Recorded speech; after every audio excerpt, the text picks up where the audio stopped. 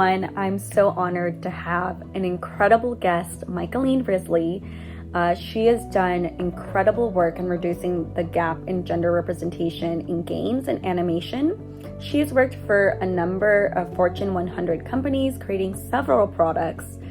She was the Vice President of Licensing and Character Development for Sega of America, and she championed the Sega Girls Task Force and produced well over 100 episodes in animation. She also founded and ran a nonprofit called Freshwater Haven with the intention of addressing physical, sexual, and emotional abuse of women and children. She wrote, produced, and directed a short film called Flashcards, which is about sexual abuse of children, and won several awards. And then she also co-wrote and directed Tapestries of Hope, which is a documentary which exposes the myth that raping a virgin can cure a man of HIV and AIDS in Zimbabwe. And so she actually went to Zimbabwe to work with an activist to expose this myth and to provide more exposure and light to this issue. And because of this, she was actually thrown into prison in Zimbabwe. And she's going to be telling us more about this experience and how she survived this experience, which I can't even fathom what it was like. She had no protection.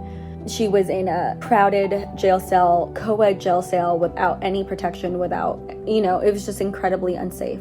She also co-authored the book, This Is Not the Life I Ordered. She's run for president. She's a prolific public speaker, and we have the fortune of having her gracing this humble channel. So please welcome Michaeline, and I just want to thank you so much for taking the time to visit this corner of the internet. We're so excited to have you. Thank you, and into the video. Great. Are you ready to get started then? I'm ready. Awesome. I'm ready. Well then, I'll say, first of all, hello, thank you so much for coming. Hi, I am Michaeline Risley. I am honored to be here. So first of all, have you experienced a miracle? And can you tell us the story? Boy, I've experienced so many miracles. I was filming my first film, which was a short film loosely based on my childhood. We had been in a really tough day. It was a close set, and we were doing a scene where the child was being molested by her father. And literally there was not a dry eye on the set, not one. And we closed, the lead actor was crying, most of the crew was crying, and it was intense. You could feel the energy. So when it was done, I said, I need a break. And I went out, and we were in the back of this old house, and there was probably about an acre or two field. And I just kind of went out in the middle of nowhere in that field, and I sat down Indian style and just put my head in between my legs and started to weep.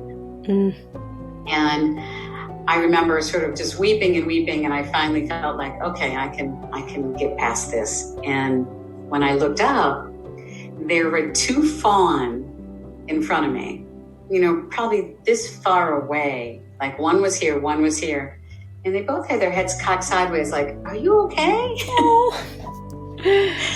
And I was so floored. Like, here are these, how deer are so skittish. Mm-hmm. So you had these two little deer looking at me, and I could reach out and touch them. Oh my gosh. And they didn't move. I got up and I left. And so to me, those are moments of grace. Those are moments from God saying, you're on the right path, you're going to be okay.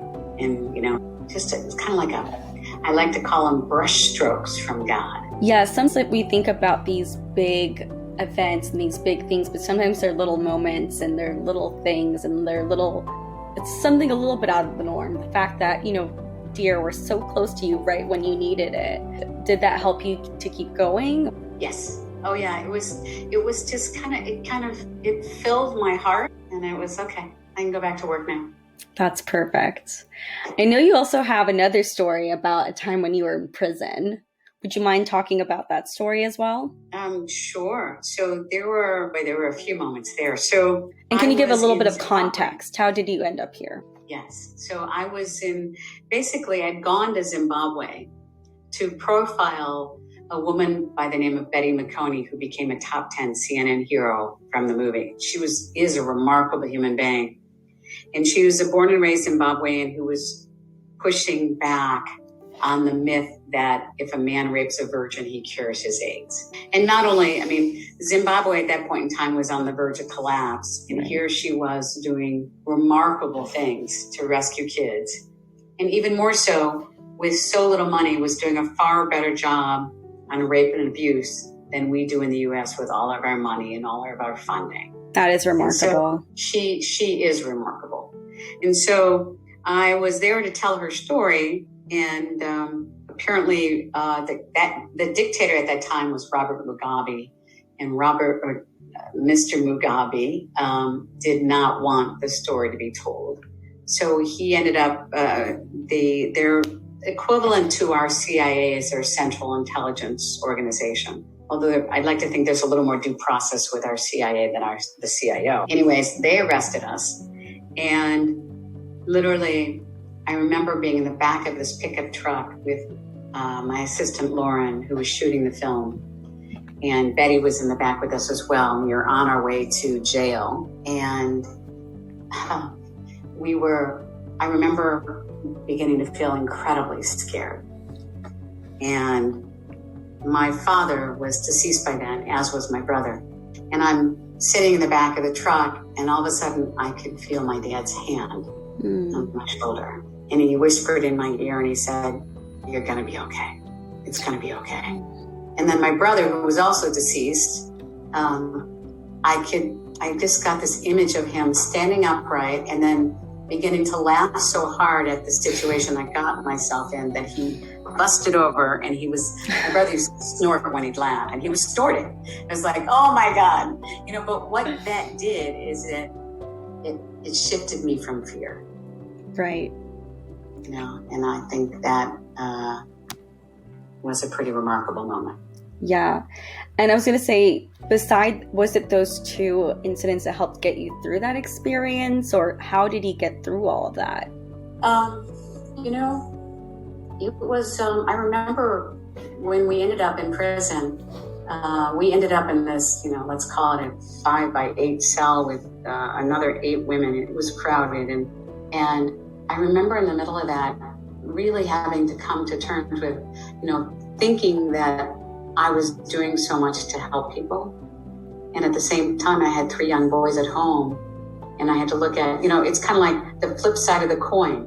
You can help other people, but boy, I put my family at risk. And so I was sitting there just wondering, it was hard to hold on to that dichotomy. Yeah.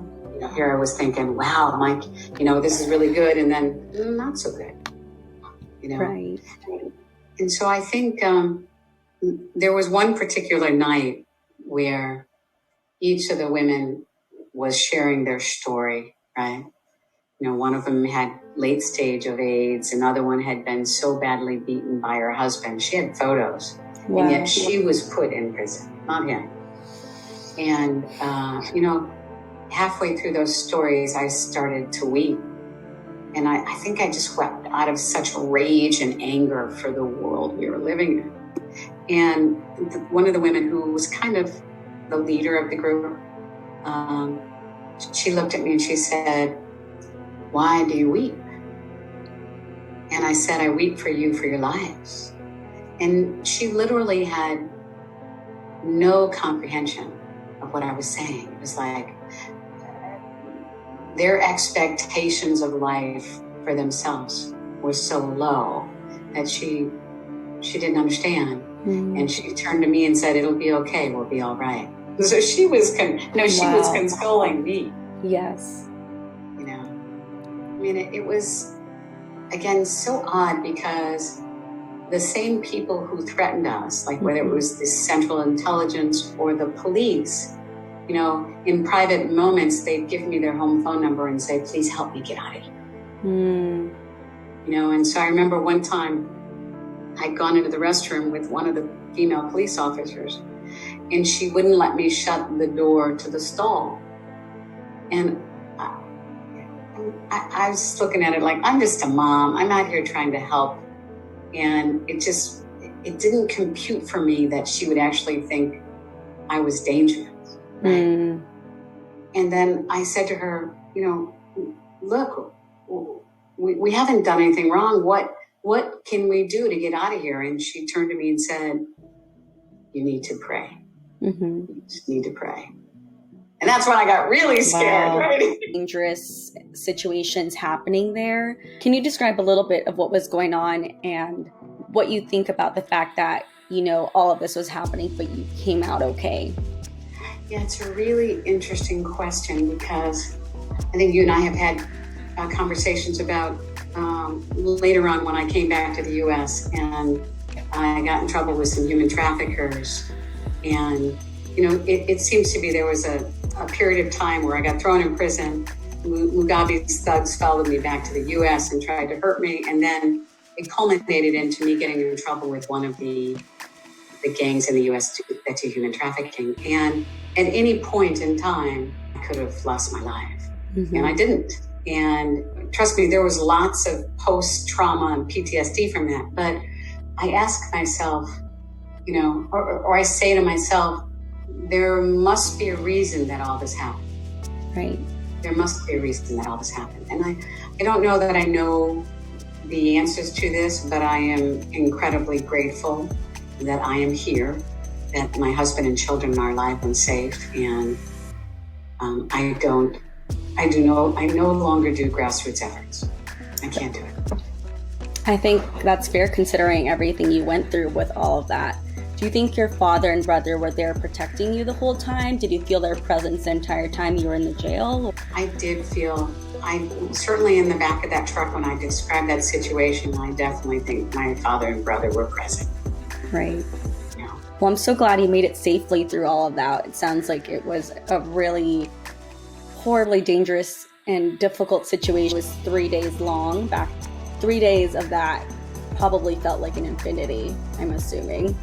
Oh, you know, and people, it's funny, there's a show, I don't know if it's still on, called Locked Up Abroad. Mm-hmm. And they called me afterwards and said, we heard you were thrown in prison in Zimbabwe. We'd love to have you on the show. And as we started to get into details, he asked me how long I'd been there, and I said 3 days. And he was like, oh, we can't do a show on you.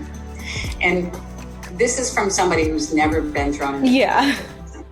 That's from a big place of privilege. Like, okay, let's see how long you would last. Exactly. It's like all it takes is 1 second for the wrong move.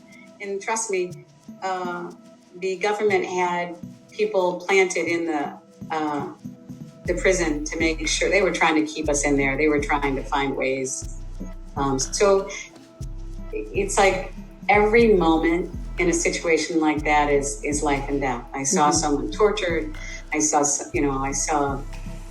forced sexual acts. I mean, I got urinated on. I stepped in feces. This was not like, I'm not going to a birthday party. No.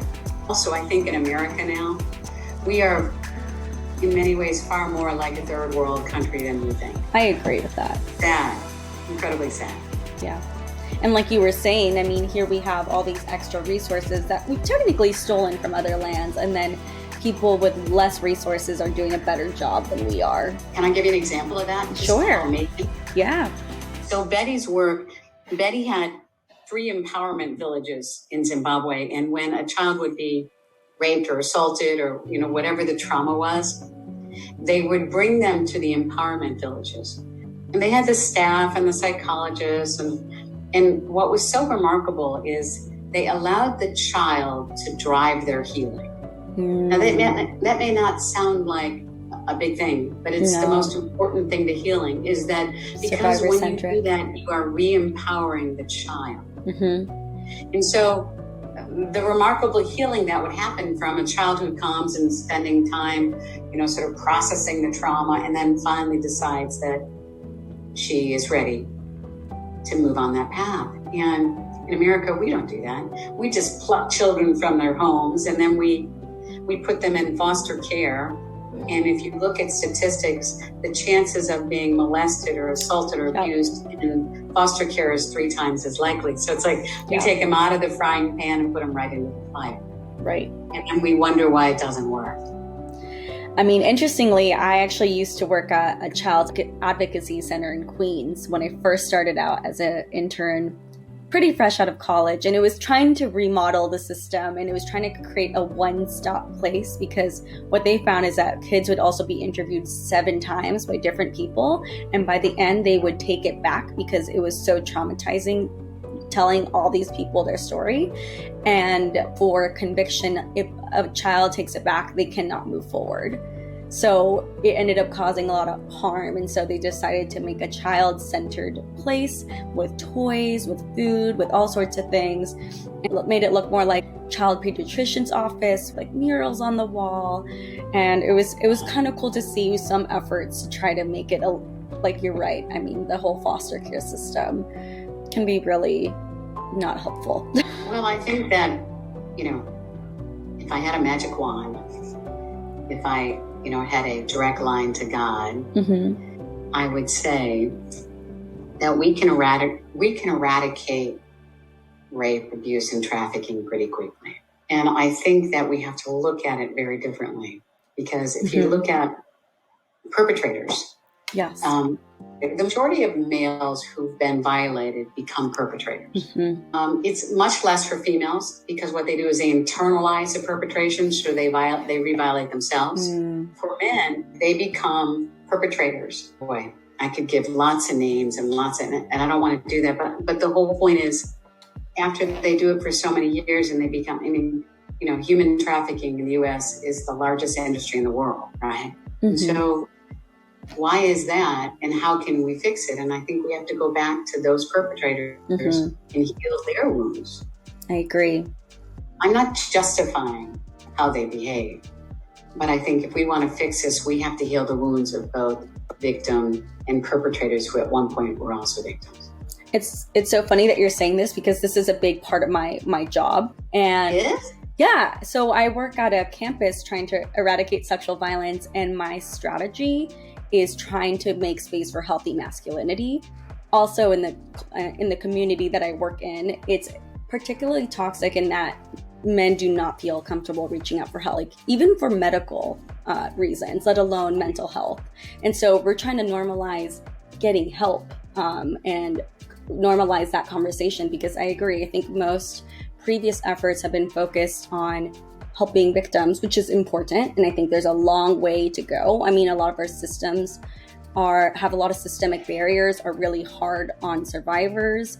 But we're focusing on the wrong place, because you need to think about where's the issue coming from. And yes, it's cyclical, unfortunately. And I try to provide some empathy, because no one starts out that way. It's learned behavior. It's their own trauma. So we need to be making space for them to heal. But in this day and age, seeking help, getting for men to heal, that's it doesn't fit with our culture. Like, men are not allowed to.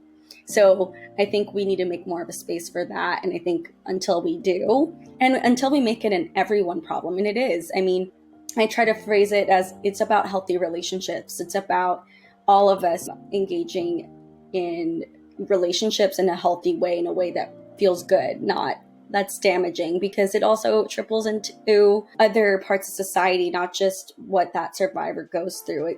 There's so much impact that survivor has on society and damage that it causes. Oh, I could not agree with you more. And it's so interesting, because I don't know if you noticed recently the whole Supreme Court Justice Brett Kavanaugh situation that happened. Yeah. And so here is a man that, the woman who testified against him is still in hiding and destroyed her life. Right.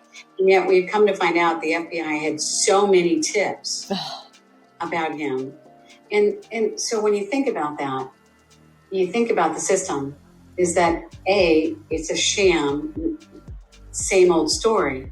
But I do think there's another element of that too. Obviously, the FBI and government organizations, it is their responsibility to vet Supreme Court candidates, especially if it's they have a task force, right? But the idea that it was never a true task force. Also, there's a bit of this.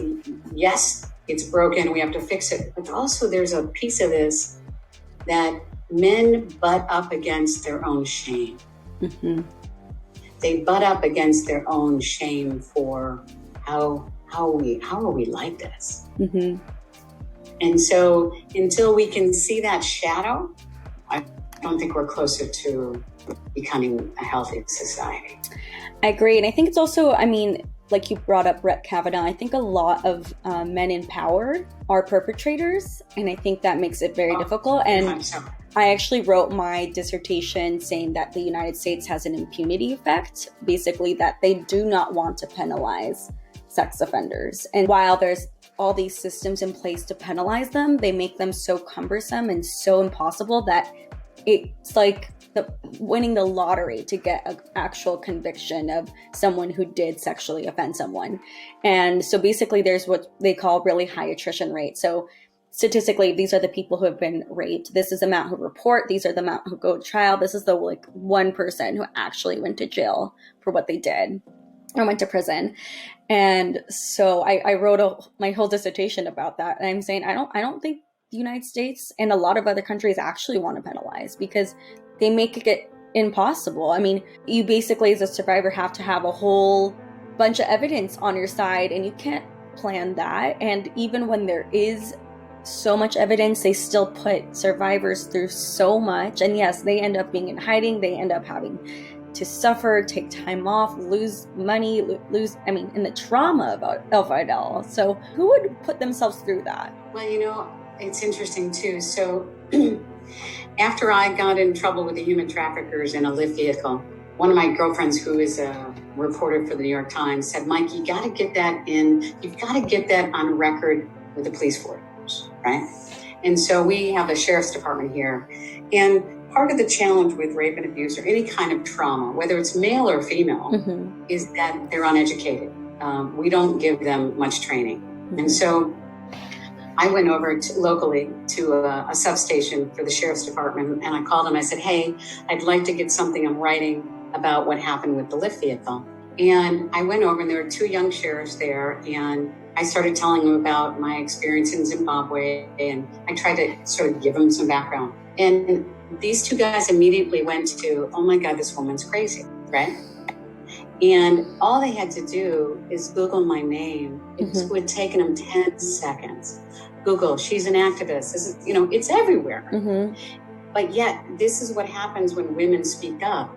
It's like, sometimes basically what happened here, I can only explain what happened here, is they were convinced that I was mentally ill. So they said, we're going to send you by ambulance, blah, blah, blah. And I said, you know what?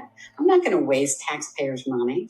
I'll take a girlfriend and I'll go. And I went through the whole process with the doctor and the nurse and the security guard. And, probably 50 minutes in, the doctor turns to me. Now, mind you, I'm doing this so that I can get on record that I was basically picked up in a Lyft vehicle by human traffickers and put at risk. And the doctor, 50 minutes in, turns to me and he goes, you know what? He's pissed at me now. We're really busy. Why are you wasting our time? Oh my goodness. And I said, I'm just trying to get the sheriff's department to do a police report. And so I left there. The police never made a report. And it's like the only way. So a couple of things happen. When women speak up, they get negated. The only way you get really seriously, they take you seriously is when there's a dead body. And if you look at how many domestic violence victims there are, that's it. It's like, oh, well, I guess she wasn't so crazy. But guess what? She's dead. And so I do think you're right. And I think I'd love to read your dissertation. I do think that we've got a long way to go to really figure this out. I agree. And it's interesting what you said, they're calling you crazy. And that was a section I talked about how, in theory, apparently you have to have good character to be a real victim of sexual violence. But they said people who don't have good character are actually probably more likely to be survivors of sexual violence because people, so it's like, why is that an argument? Why are people discrediting people for that? And it's also the whole narrative that women are crazy, discrediting women's experiences. And I think, again, they just don't want the reality that, I think part of it's also people have this idea that sexual violence is in an alley, it's by someone of a different race, it's someone you don't know, it's a stranger, it's a big bad man. But unfortunately, it's the coach, it's our brother-in-law, it's the political leader, it's the governor, it's our family friend, people all around us I think people would rather pretend. I don't know. I think people don't want to confront the reality of the truth. And it's just unfortunate. So many women come forward and they get told that they're a crying wolf until you're right, until they're dead. And then it's too late. Well, it's so true that you're saying that. And I'm not quite sure. I'll give you a quick story.